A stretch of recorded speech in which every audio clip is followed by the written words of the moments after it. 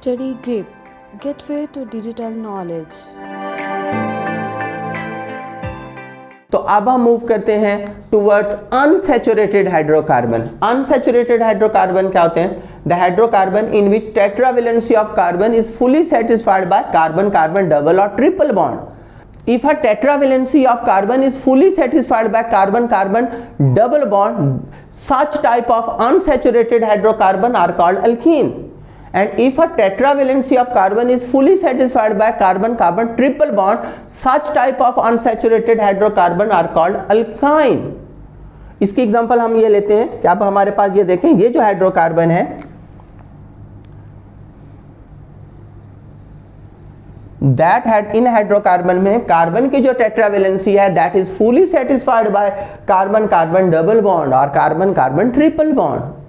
Such type of hydrocarbons are called unsaturated hydrocarbon. In unsaturated hydrocarbon, the hydrocarbon in which tetravalency of carbon is fully satisfied by carbon-carbon double bond, such type of hydrocarbon are called alkenes. Simplest such type of hydrocarbon are called alkene. And if a tetravalency of carbon is fully satisfied by carbon-carbon triple bond, such type of simplest hydrocarbon are called alkynes.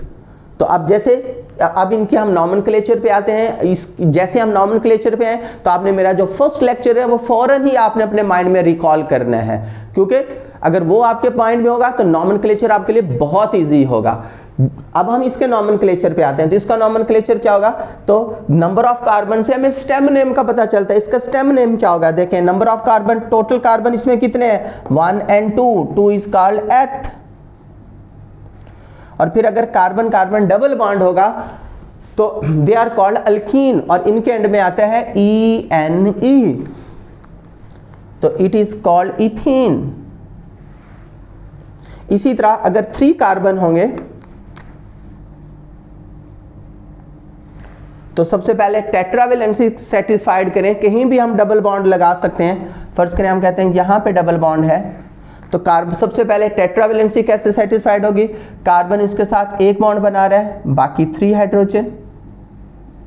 Tetravalency satisfied.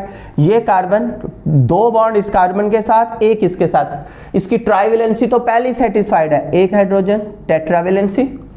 इस carbon 2 bond बना रहा है, डाइवेलेंसी तो पहले ही satisfied है, 2 और hydrogen. तो इसकी भी टेट्रावेलेंसी फुली सेटिस्फाइड हो गई. तो अब इसका नाम क्या होगा? तो इसमें सबसे पहले आपने देखने होते हैं कार्बन कितने हैं. तो टोटल नंबर ऑफ कार्बन है 3. तो स्टेम नेम क्या होगा?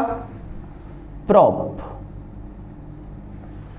अब आपने देखना है कि अगर कार्बन कार्बन के लांग सारे के सारे सिंगल बॉन्ड है तो इसके एंड में आएगा ANA. अगर फर्ज करें 10 कार्बन भी हैं, 20 कार्बन, 100 कार्बन भी हैं, तो उनमें से कोई एक भी कार्बन डबल बॉन्ड आ गया तो उसके एंड में क्या आएगा? ENA, alkyne. तो दैट इज कॉल्ड प्रोपीन. इस प्रोपीन में हमने प्रोप क्यों लगाया? क्योंकि इसमें 3 कार्बन है. ENE क्यों लगाया? क्योंकि इन 3 में से ये सिंगल बॉन्ड है, ये डबल बॉन्ड है. अगर मिलियन कार्बन भी होंगे, कोई एक डबल बॉन्ड भी आ गया तो उसके एंड में ENE आएगा. यहां बच्चों एक और बात भी आपको बताता चलो कि अल्कीन का जो पुराना नेम था वो था अल्काइलिन. ओल्ड नॉमेनक्लेचर के मुताबिक, कॉमन नॉमेनक्लेचर के मुताबिक हम इनके एंड में लगाते थे YLENE. तो इस मीन कॉमन नॉमेनक्लेचर के मुताबिक, ओल्ड नॉमेनक्लेचर के मुताबिक इसका नाम क्या बनेगा? 3 कार्बन है तो प्रोप. डबल बॉन्ड है तो एंड में क्या आएगा? YLENE, propylene. It is also called propylene. इसी तरह इथीन का ओल्ड नॉमेनक्लेचर क्या होगा? इथाइलिन. ब्यूटीन का ओल्ड नॉमेनक्लेचर क्या था? ब्यूटाइलिन. लेकिन अब हम स्टेम नेम के साथ YLENE नहीं लगाते, ये कॉमन नॉमेनक्लेचर है. अब अयूपिक नॉमेनक्लेचर के मुताबिक हम इनके एंड में क्या लगाते हैं? ENE. इसी तरह बच्चों अगर आपके पास अल्कीन है दैट कंसिस्ट ऑफ 4 कार्बन,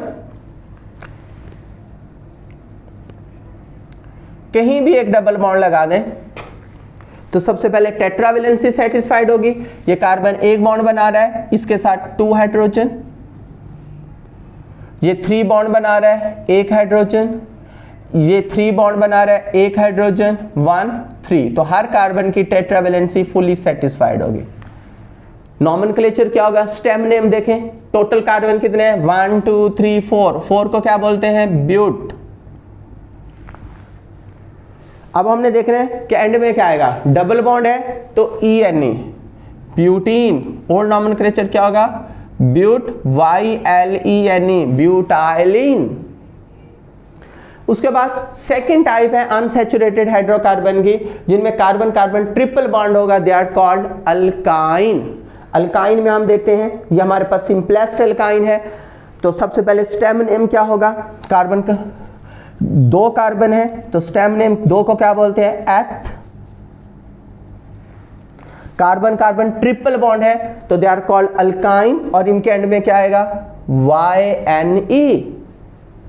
तो ये हमारे पास क्या बनेगा, इसके साथ जब YNE लगाएंगे तो इट इज कॉल्ड इथाइन।